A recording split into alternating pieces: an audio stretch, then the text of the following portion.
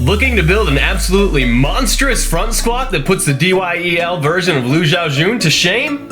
Here are 3 exercises guaranteed to blow up your mother effing front squat.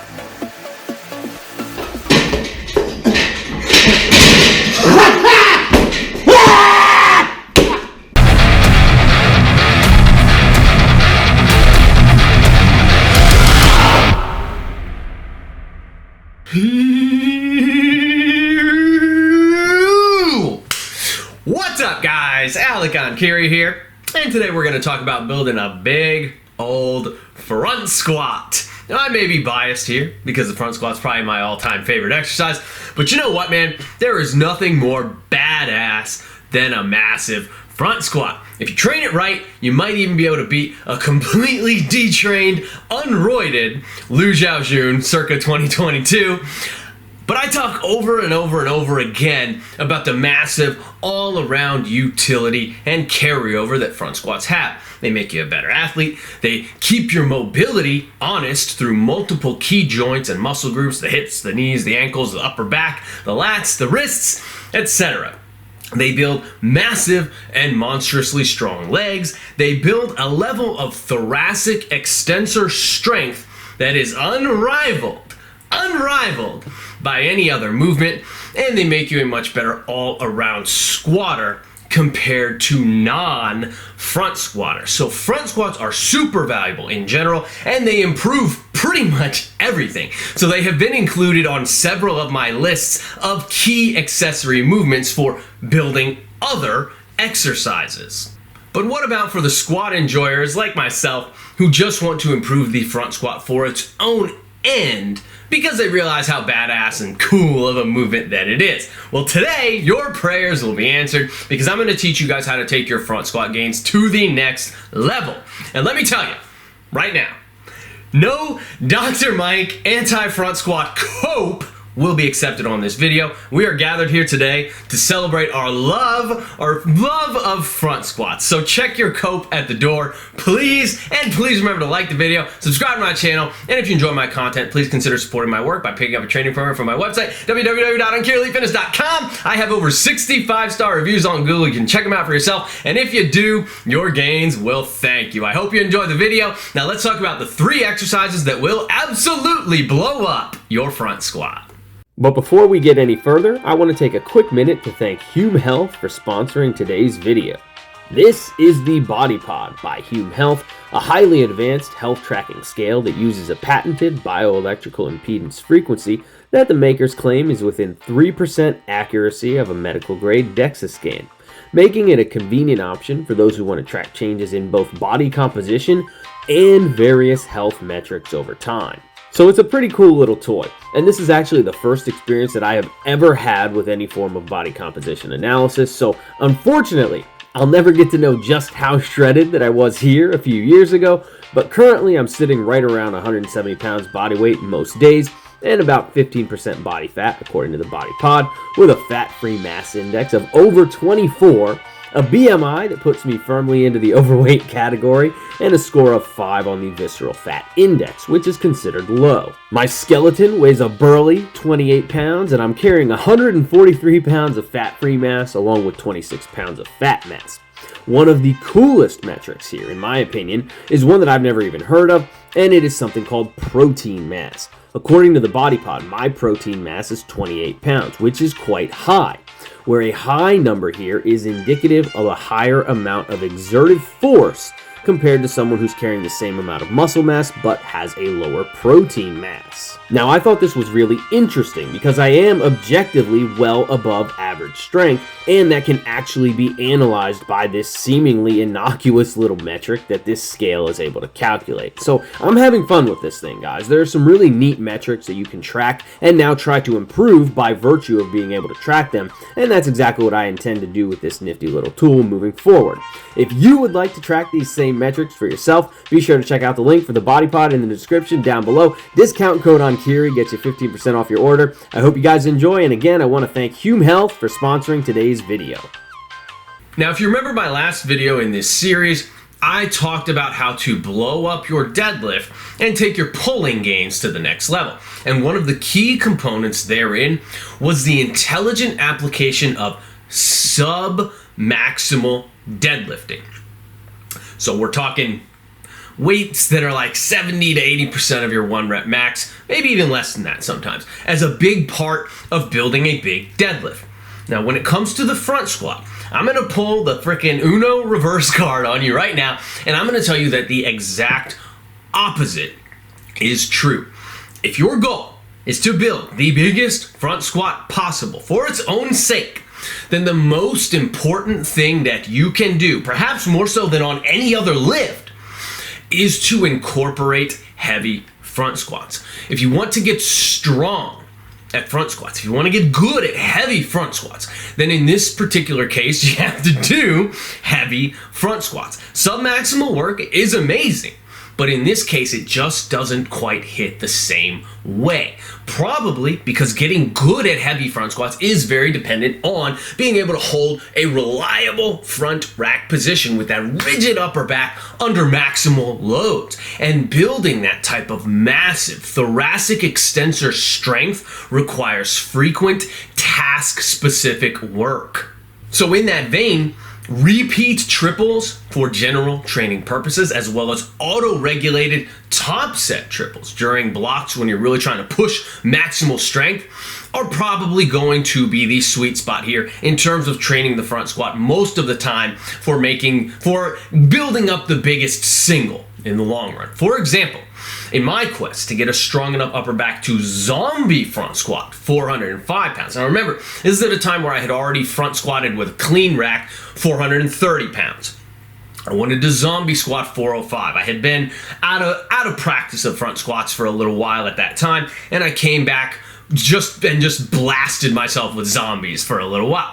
So during that time period, I think I tripled 355 pounds on the zombie front squat, something like 10 or 15 times over a course of several months, the several months that it took me to build up and hit that 405 lift. So I basically went out during that time every single week, and I tripled at a minimum 355 pounds. Once it got comfy enough, then I pushed the numbers up a little bit. So then I hit a PR triple with 360, and then 365, and then 370 pounds was kind of the culmination of my training cycle. That 370 pound triple yielded a 405 single. And those auto-regulated heavy triples every single goddamn week were the reason that I was able to work up and hit that big single with 405. So heavy triples will be the bread and butter. But doubles and singles are also going to have a lot of value here as well. You just have to be a little bit more careful when you're working with those little bit heavier weights, because it's easier to get too close to the absolute ceiling the less and less reps that you intend to do in a given set. My lifetime best front squat of 430 pounds in sleeves actually came after a barrage of heavy singles that I had executed over the course of several months. During that same time period, I also managed to hit 455 pounds in reps in the same way. So if you want to get good at heavy front squats, hit a big single, you need to do some damn heavy front squats. They're hard, they're uncomfortable, they're sometimes painful, but they are really freaking effective. Now, if the heavy front squat itself is the meat of our dinner, the meat of our program when it comes to building a massive front squat, then the high bar squat is going to be the potatoes. So we're going to rely on the front squat itself to build most of the applicable strength here. And then we're going to use the high bar squat to augment that strength and give us a nice dose of leg hypertrophy in the process as well. As such, the majority of your high bar squat work should be done with moderate training weights and in moderate rep ranges if your primary focus is building the front squat. The sweet spot here is probably going to be 6 to 8 reps, roughly, something in that vicinity. You're also going to probably benefit from some time spent in the 4 to 6 rep range as well for some heavier work, along with the 8 to 10 rep range for some of your lighter work. But basically, the high bar squat is going to allow you to get in some ultra important additional training volume with a little bit more margin for error, as the movement with the bar on your back is quite a bit more forgiving of technical discrepancies under fatigue as compared to the front squat, which demands much more technical perfection. This makes the high bar squat a very good accessory movement and base building tool for general squatting prowess that we can then convert into front squatting strength and skill specifically.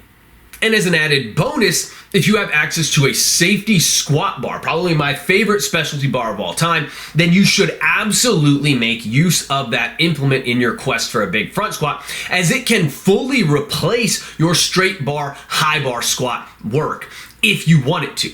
The SSB has the added benefit of sitting really high up on the back of the shoulders and trying to pull you forward a lot more than a straight bar does. So this has a similar but slightly different effect on the thoracic extensors as compared to the front squat, and as such it's going to complement the front squat very nicely with those added bonus benefits while still also retaining all the aforementioned benefits of the high bar squat itself.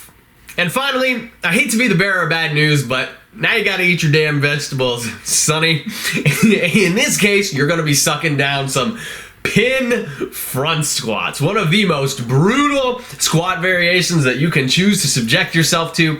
The pin front squat sees you break up the eccentric and concentric phases of the movement at the deepest part of the lift, which is the most mechanically compromised position of the squat, by fully deloading the bar onto the pins, pausing for a second or two at that bottom position, and then exploding your way back to the top.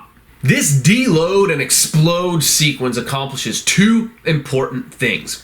For one, it teaches your body how to go from 0 to 100 instantly. By deloading the weight onto the pins, you release all of the tension from your body at the most mechanically disadvantageous portion of the lift, and then you have to learn how to re-engage all of that tension immediately so that you can explode maximally with full force and generate enough bar speed to break through the sticking point.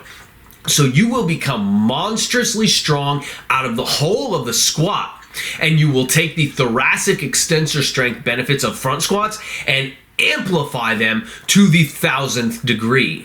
The second benefit is positional. So becoming a good front squatter is highly contingent on mastering the positions of the movement and actually becoming a very solid and technically proficient squatter who knows how to keep the tension on their legs. With the bar on your back, you can wiggle your way in and out of a lot of different positions and still squat the lift, still successfully stand up with the bar. But with the bar on the front of your shoulders, you cannot do any of those little weasel types of tricks. You have to learn how to keep your hips underneath of you, how to hold good squat position, how to keep your upper back rigidly extended, how to keep your elbows tall instead of collapsing as you come out of the hole. And the most challenging part of all is actually maintaining those positions as you are driving out of the hole. So pin lifts force you to learn how to maintain more optimal positions in general. As you get stronger and more skilled at lifting off pins, you will find that you naturally maintain better position throughout more of your heavy lifts, and that those positional improvements will have a direct and immense carryover to your free front squats as well. So there you go, guys. If you want to become a badass front squatter, you're going to have to learn how to love some hard, gut-wrenching work inside the squat rack. There's no secret trick to building a big front squat other than that, really. Front squat heavy, supplement that work with some base building high bar or preferably SSB work, and then do some pin work or maybe even some zombie work to enhance your overall front squatting skill and prowess and really just become a master of the movement. Rinse, wash, and repeat, and you will be putting 2022 XIAOJUN to shame in no time. You probably won't be beating 2021 Lou anytime soon, but nobody else was either, so you don't have to feel too bad about that. Please remember to like the video and subscribe to my channel. Leave me some love in the comments down below. And if you're interested in training like me, check out www.EnkiriEliteFitness.com for online coaching and training programs. Keep training hard, and I will catch you guys next time.